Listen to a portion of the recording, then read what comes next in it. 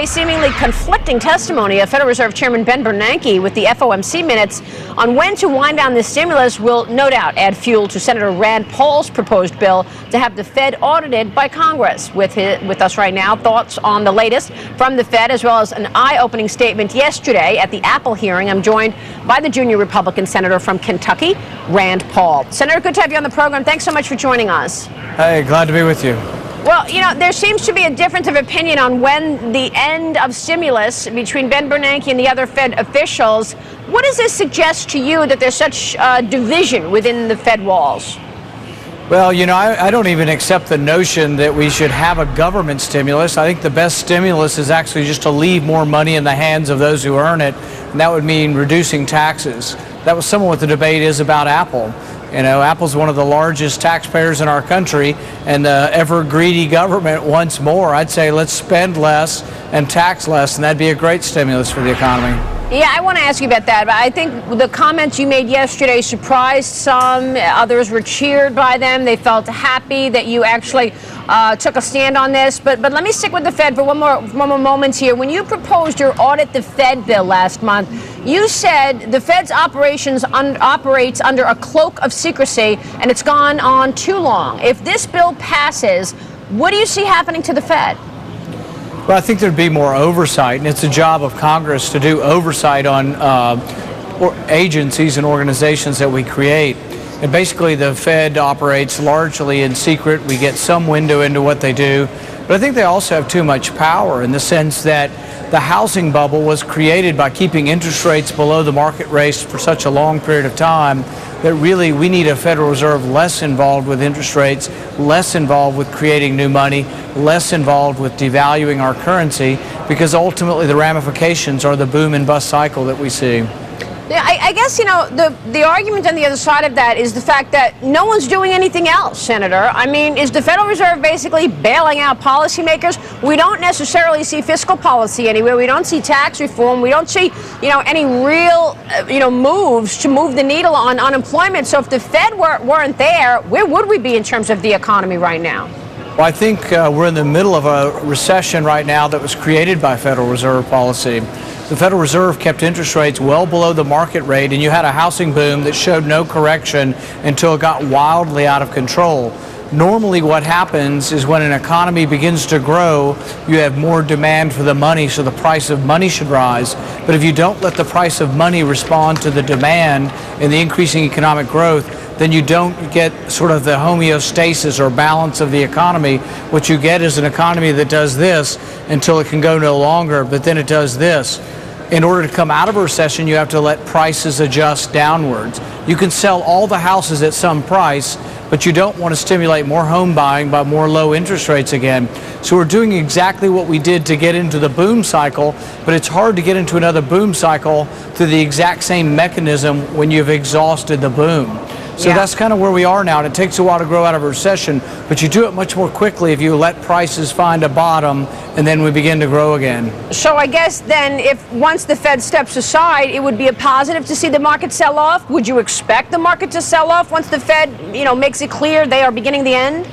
You know, if I knew what the market would do, I'd be in a different business, and then maybe I'd be wealthy, But I think what I do know and what I do believe is that as far as economic policy, the less we intervene in the economy, the better.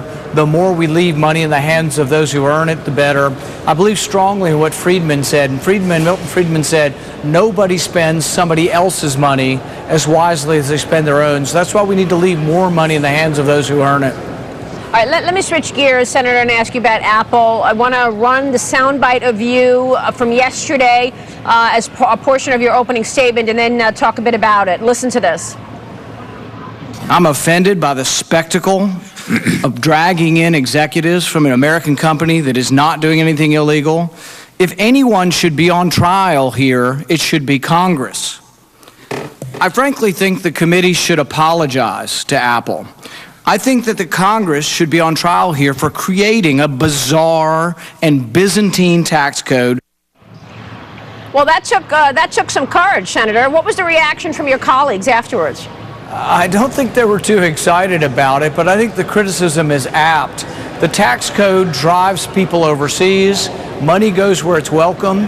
If you make money unwelcome here by taxing it at 35% corporate tax, and Canada has a 15% tax, Canada will grow and the U.S. will shrink.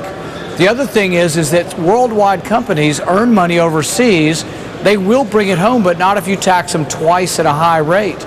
Most of these companies, if you would tax them at 5% to repatriate or bring money back from overseas, you would have enough to probably double the amount of money we spend on infrastructure. I proposed a permanent 5% repatriation tax and put that money into an infrastructure fund. We can't replace bridges and roads in our country. You could do it, but don't let politicians get their hands on it. Put it in an infrastructure fund where they can't spend it on something else. So, I mean, how much money do you think would come back to the U.S. if, in fact, the tax law were to be changed? When we did this in the 2004-2005 period, about $30 billion came in taxes, but we limited how much private companies could bring home. I say take off the limits.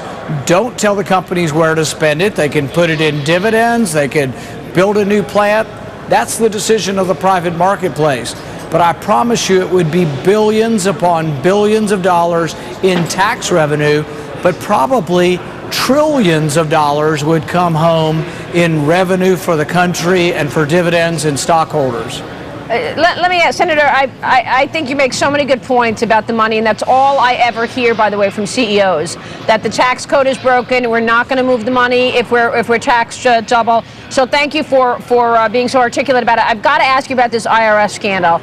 Okay, you've called it un-American, and an independent commission should be put in place, and it's un-American if we don't have an independent commission put in place. Who should be on that commission, and what do you make of the fact that the head of the agency overseeing those tax-exempt groups pleads the fifth? I mean, what does this mean? Is this basically a dead end? We're not going to hear anything more about it because she pled the fifth? That's the real question, and the question is, will the Obama administration actually prosecute people? They say they're going to wait 30 days. So now we have someone taking the fifth, which implies they may have something to hide, and we have 30 days to wait. This scandal goes on for at least 30 days. It'll be in the news every day until they find somebody accountable about this.